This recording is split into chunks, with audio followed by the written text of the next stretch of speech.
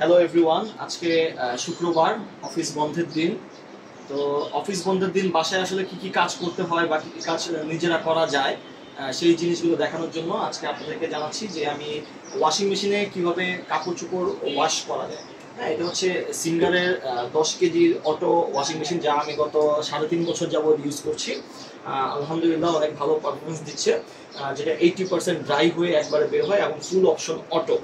তো আজকে আপনাদেরকে দেখাচ্ছি যে কিভাবে আমি ওয়াশিং মেশিনে কাপড় দিচ্ছি এবং কতটুকু সময়ের মধ্যে এই কাপড়গুলো ওয়াশ হয়ে ফেরত চলে আসে। এবং একটি বিষয় খেয়াল রাখবেন যে যেই কাপড়গুলো থেকে রং ওঠার একটা পসিবিলিটি থাকে, সেই রং ওঠা কাপড়গুলো একসাথে দেওয়ার কোনো প্রয়োজনীয়তা নেই। এতে আপনার অন্যান্য কাপড়গুলো কিন্তু ভিজে যে রংগুলো উঠবে সেই রংগুলো দিয়ে নষ্ট হয়ে যাওয়ার সম্ভাবনা থাকবে।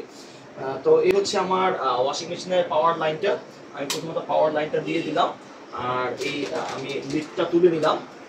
দেখি আমি এখানে কি কি দৈনন্দিন জীবনের কি কি জামা কাপড় দিচ্ছি। এটা হচ্ছে ওড়না বা কামিজ, পায়জামা, আমার টি শার্ট, এখানে আমার টি শার্ট ছিল, তারপরে আমার অফিসের প্যান্ট,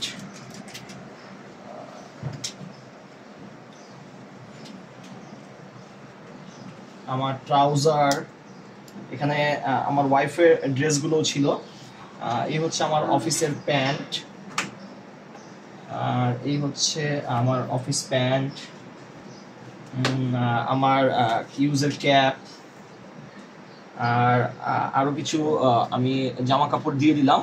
এবং জামা কাপড় দেওয়ার পরে এখানে আমি পরিমাণ মতো, আপনি ওয়াশিং মেশিনে ওয়াশ করলে কিন্তু আপনার যে গুঁড়া সাবান, এখানে কিন্তু ডিটারজেন্ট বক্সটা দেওয়া আছে, বাট এখানে দিলে হয় কি, এখানে দিলে যে ওয়াটার প্রেশারটা থাকে সেই ওয়াটার প্রেশারটা থেকে এখানে সাবানের গুঁড়োগুলো লেগে থাকে। তো আমরা এখানে গুঁড়ো সাবানগুলো দিয়ে দিচ্ছি, পর্যাপ্ত পরিমাণে দিতে হবে, প্রয়োজন একটু বেশিই দিবেন আপনারা, কারণ এই গুঁড়ো সাবানগুলো দ্বারাই কিন্তু আপনার কাপড়গুলো বেশি পরিষ্কার হবে। হ্যাঁ, যেহেতু এটা আপনি হাতে ধুচ্ছেন না, চেষ্টা করবেন একটু বেশি সাবান দেওয়ার জন্য।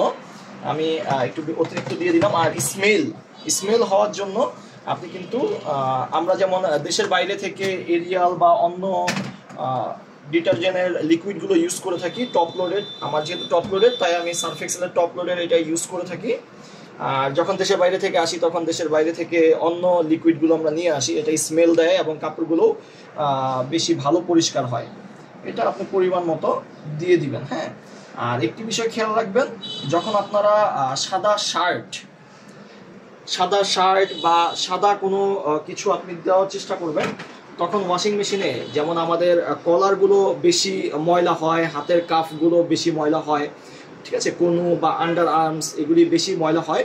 তো এই ময়লাগুলোকে আপনি যদি কিছুক্ষণ ভিজিয়ে রেখে এবং আপনি যদি নিজে নিজে একটু ওয়াশ করে দেন, হাত দিয়ে একটু ঘষে দেন, তাহলে ওয়াশিং মেশিন কিন্তু বেশি পরিষ্কার করবে ওই জায়গাগুলো। কিন্তু ওয়াশিং মেশিন এটা কিন্তু মেশিন, এটা কোনো মানুষ না।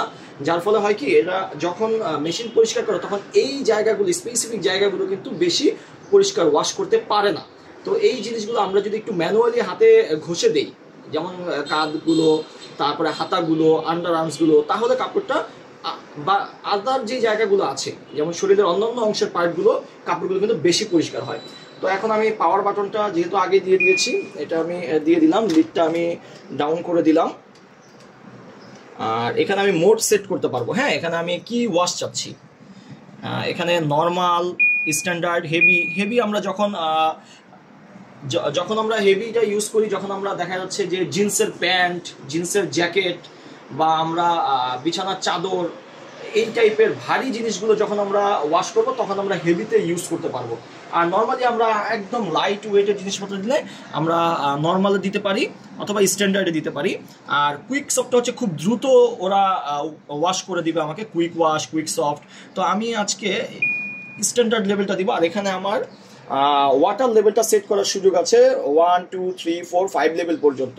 তো আমি নর্মালি ওয়াটার লেভেল 4টা প্রেফার করে থাকি। আর যখন আপনি জিন্স প্যান্ট বা আদার্স জিনিসপত্র ওয়াশ করবেন তখন কিন্তু এখানে সকের একটা অপশন দেওয়া আছে, আপনি 15 মিনিট থেকে 20 মিনিট পর্যন্ত জিনিসটা ভিজিয়ে রাখতে পারবেন।